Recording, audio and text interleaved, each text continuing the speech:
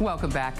Extreme sport, family togetherness, or a cynical way to make money off the ever-present threat? Lauren Izzo spent time at a counter-terror training camp for tourists and brought back this report. Let's take a look. Terrorism has sent shockwaves around the world, and it continues to do so.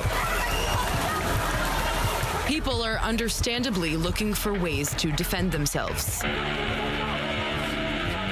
Who better to learn from than the Israeli army? Tucked away in the scenic hills of the West Bank, former IDF combat soldiers and officers offer basic but theatrical defense and attack speed courses for all ages and any occasion. For a lot of them, it's an attraction, meaning kind of an extreme attraction. The Caliber 3 Counterterrorism Institute is a facility founded by a former Israeli army officer. It teaches tourists how to stop a terror attack, or rather, how an Israeli soldier would stop a terror attack. The 2-hour training program can include anything from simulated terror attacks to self-defense, shooting, and more. Open to the public for 9 years now, the facility has hosted more than 500,000 tourists from several countries, including the US, Canada, Mexico, and even China. The band Aerosmith was there just last month following their concert in Tel Aviv's Hayarkon Park. The founder of Caliber 3, Sharon Gat, says they show customers the real-life version of movie plots. The main reason we're here is the bar mitzvah of my grandson Elias. We wanted to have the experience and live a little bit like you live every day. Even more for the children, for them to understand that this is not a Hollywood movie, it's real life. The tour begins with a briefing from a fully armed soldier about the importance of this experience to Jews and friends of Israel. We weren't allowed to record it, but here's the gist of it.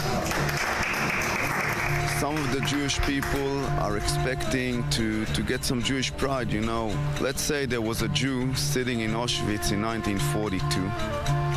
Could he ever imagine that one day the Jewish people will have a country and will have a state and will have an army and security forces that will protect them? The two groups today are both Jewish, on bar mitzvah trips. A family of 4 Americans and an entire extended family of 18 Mexicans, all wearing matching t-shirts. Ages range from around 10 to well over 70. They then separate the group so that those over 18 can shoot a real gun, while the kids had to learn on wooden rifles and paintball guns. Yes, that's right. The kids learned how to shoot too. I went to shoot. You went to shoot? Yes. Was it fun? Yes. What was the coolest thing about today? The shooting. But the parents didn't seem to mind. For us, really, this was the highlight. Incredible. An image of children with fabricated weapons is not the most flattering for Israel's PR, which is why we weren't allowed to film this portion of the program. The kids over here are shooting only paintball guns. They're doing it very safely. This is done everywhere in the world. We're just giving them informative information of the situation here in Israel. I don't think there's any wrong in that. While this is a private company, the instructors are dressed in full military uniforms, and they teach IDF techniques, building their business on the reputation of the IDF and its experience fighting terror. Sharon Gat says Caliber 3 is for everyone from every ethnic and political background. You can say that we're getting everybody. We're getting Jews and non-Jews. We're getting men, women, and children. We're getting old people, young people. We're getting right-wingers and left-wingers. Anybody that you can think of comes over here. But their customers are mostly Jewish tourists coming for the thrill. The West Bank location of the facility, as well as the concept of the program, is not lost on its critics. That, however, does not stop the flow of customers. It doesn't have anything to do with the Israeli-Palestinian conflict. It's how we fight terror. It can be terror in Israel, it can be terror in America, it can be terror in France, it can be terror anywhere in the world. 100% non-political. Controversial or not, and political or not, there's no doubt that people are afraid of terrorists, and that means big business for places like Caliber 3. With 3 facilities already open in Israel and 2 more opening up in the United States, it looks like military tourism could be the next big thing. Lauren Izzo, I-24 News, Caliber 3. And for this week's Forgotten Wars segment, Glenn Field looks at the rise and fall of the Islamic State in post-Gaddafi Libya. Let's watch. After 3 years of battling the Islamic State, victory has finally been claimed by Benghazi's area-leading militia in Libya. It's been going since 1989. ISIS knows us well, terrorists know us well, and we continue to bear the responsibility because of these martyrs killed in the fighting.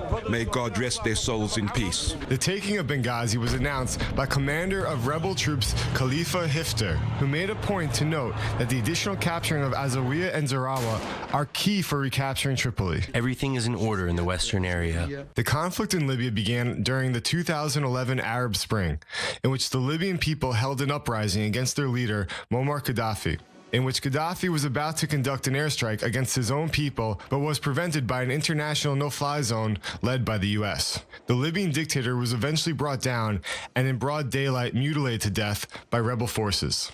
Gaddafi's downfall created a huge power vacuum, which was soon filled by Islamic fundamentalist factions, predominantly the Islamic State. However, just recently, the Islamic State too has fallen by the very sword they took power with. This does not mean that the fighting has ended. Warring factions are still jostling for power, prolonging the civil unrest. The ongoing violence has perpetuated the refugee crisis out of North Africa. Relief organizations are running thin, trying to coordinate with one another in accommodating the influx of refugees. The idea behind this code of conduct is how to make our relations more functional on the ground and better coordinated. The crisis has prompted European leaders such as French President Emmanuel Macron to convene face-to-face talks between the leaders of the rival Libyan factions to bring peace and political stability in Libya. Despite these efforts, they are too premature to have any indication as what kind of impact an international intervention could have when the warring factions are embedded in their tribal roots. We'll take one last commercial break, and when we return, our resident cyber expert will take us into the sinister world of the dark web. Don't go anywhere.